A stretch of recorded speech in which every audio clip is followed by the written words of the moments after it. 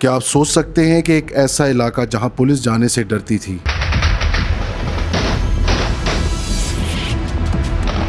ایک ایسا گینگسٹر جو لوگوں کے لیے اسپتال اور سکولز بنواتا تھا، بھائی تھا، چھوٹا بچہ تھا، بات اچھا تھا، غریبوں کا واسطہ بہت اچھا تھا، بچوں کا جیسا باپ جیسا ہم لوگ کا بھائی جیسا تھا، اصل میں قاتل بھی ہو سکتا تھا؟ اور کیا ایک بیٹا صرف شک کی بنیاد پر اپنی ہی ماں کو مار سکتا ہے؟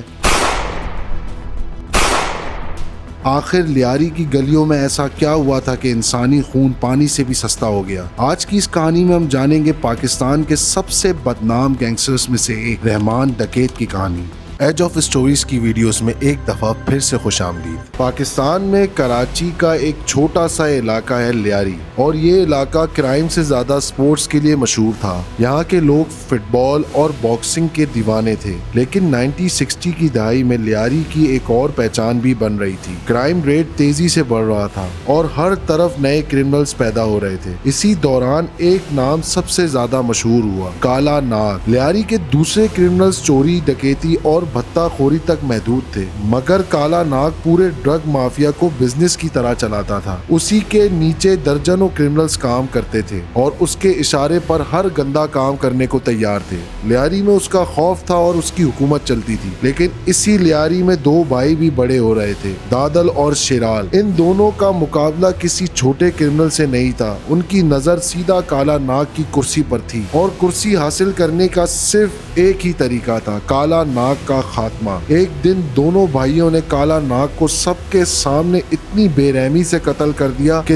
دیکھنے والوں کی روح کانپ گئی۔ اسی واقعے کے بعد لیاری پر دادل اور شیرال کا قبضہ ہو گیا، اور ہر کوئی سمجھ گیا کہ اب ان کے خلاف کھڑا ہونا موت کو دعوت دینے کے برابر ہے۔ 1975 میں دادل اور ختیجہ بی بی کے گھر ایک بچے کی پیدائش ہوئی، جس کا نام عبد الرحمان بلوچ رکھا گیا۔ آگے چل کر یہی عبد الرحمان رحمان ڈکیت کے نام سے مشہور ہوا۔ رحمان کا بچپن لیاری کے دوسرے بچوں کی طرح جرم کے ماحول میں گزرا۔ فرق صرف اتنا تھا کہ اس کا باپ خود لیاری کا بڑا گینگسٹر تھا۔ رحمان نے بچپن ہی سے کرائم کو قریب سے دیکھا تھا۔ چھوٹی عمر سے ہی اس نے ڈرگز بیچنا شروع کر دیا اور دھیرے دھیرے کرائم کی دنیا میں اپنی جگہ بنانے لگا۔ اس کا پہلا بڑا جرم صرف 13 سال کی عمر میں ہوا، جب اس نے ایک معمولی بحث کے بعد ایک شخص کو چاقو مار دیا۔ لوگوں کو اندازہ ہو گیا تھا کہ یہ لڑکا آگے چل کر بہت خطرناک ثابت ہوگا۔ رحمان نے اپنے گاڈ فادر کی بات مان لی اور اس آدمی کو چھوڑ دیا۔ کچھ دن بعد پولیس نے رحمان کو گرفتار کر لیا۔ جیل میں اسے پتا چلا کہ حاجی لالو نے اس آدمی کے گھر والوں سے 1 کروڑ روپے لیے تھے اور پیسے خود رکھ کر اسے آزاد کر دیا تھا۔ رحمان کو اس بات کا بالکل علم نہیں تھا۔ جب اس کو یہ بھی پتا چلا کہ پولیس کو اس تک پہنچانے والا بھی حاجی لالو ہی تھا، تو اس کا دل ٹوٹ گیا۔ جس آدمی کو وہ باپ سے بڑھ کر سمجھتا تھا، اسی نے اس کے ساتھ دھوکہ کیا تھا۔ جیل میں بیٹھے بیٹھے رحمان نے فیصلہ کر لیا تھا کہ وہ اب اپنی الگ گینگ بنائے گا اور لیاری پر خود حکومت کرے گا۔ جیل سے نکلتے ہی رحمان نے اپنی گینگ بنا لی۔ اس کا نام اور خوف پہلے ہی لیاری میں مشہور تھا، اسی لیے بہت سے جوان فوراً اس کی گینگ میں شامل ہو گئے۔ دھیرے دھیرے رحمان حاجی لالو کا سب سے بڑا دشمن بن گیا۔ اسی نے حاجی کے لوگوں کو نشانہ بنانا شروع کر دیا۔ ایک ایک کر کے حاجی کے قریبی لوگ مرنے لگے۔ یہیں سے اصل میں رحمان ڈکیت کا دور شروع ہوا۔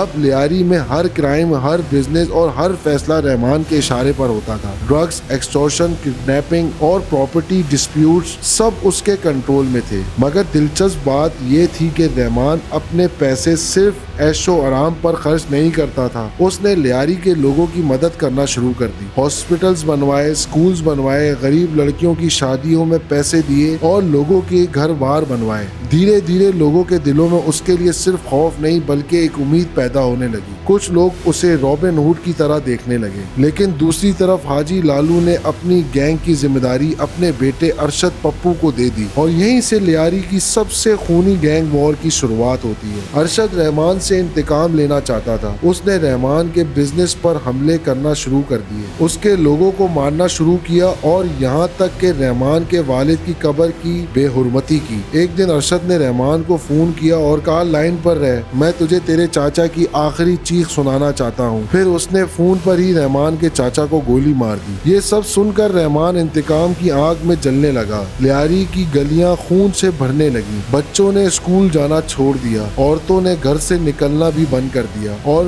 ہر طرف صرف گولیوں کی آواز گونجنے لگی۔ اسی دوران رحمان سیاست میں بھی داخل ہو گیا اور پاکستان پیپلز پارٹی کے ساتھ مل کر کام کرنے لگا۔ پارٹی کو ووٹ اور سپورٹ ملتی تھی اور رحمان کو سیاسی طاقت۔ دھیرے دھیرے اس کا اثر اتنا بڑھ گیا کہ کراچی کے الیکشن تک متاثر ہونے لگے۔ لیکن جب ایک گینگسٹر سیاست دانوں سے زیادہ طاقتور ہونے لگے تو اس کا انجام قریب آ جاتا ہے اور پھر کہانی میں انٹری ہوتی ہے پاکستان کے مشہور پولیس آفیسر چودھری اسلم کی۔ چودھری اسلم نے لیاری میں آپریشن شروع کیا اور ایک ایک کر کے گینگسٹرز کو پکڑنا شروع کر دیا اور پھر 9 اگست 2009 کو پورے پاکستان میں ایک خبر پھیل گئی، رحمان ڈکیت مارا گیا۔ کچھ لوگوں نے کہا یہ انکاؤنٹر تھا، کچھ نے کہا اسے دھوکہ دیا گیا اور کچھ نے کہا کہ اس کی موت کے پیچھے سیاست تھی، مگر حقیقت آج تک ایک راز بنی ہوئی ہے۔ رحمان کی موت کے بعد لیاری میں امن نہیں آیا۔ اس کے بعد عزیر بلوچ اور ارشد پپو کے درمیان خونی جنگ شروع ہو گئی۔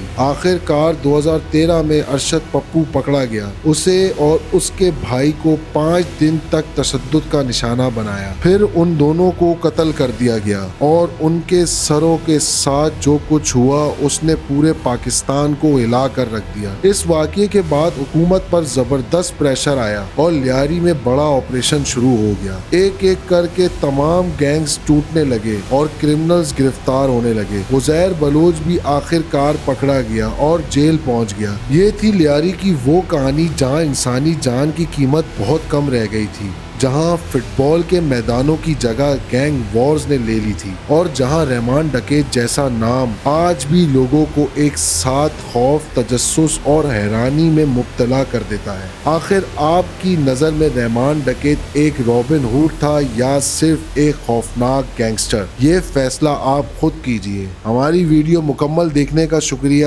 ہمارے چینل کو لائک اور سبسکرائب کرنا نہ بھولیں۔ شکریہ۔ ملتے ہیں اگلی ویڈیو میں۔ اللہ حافظ۔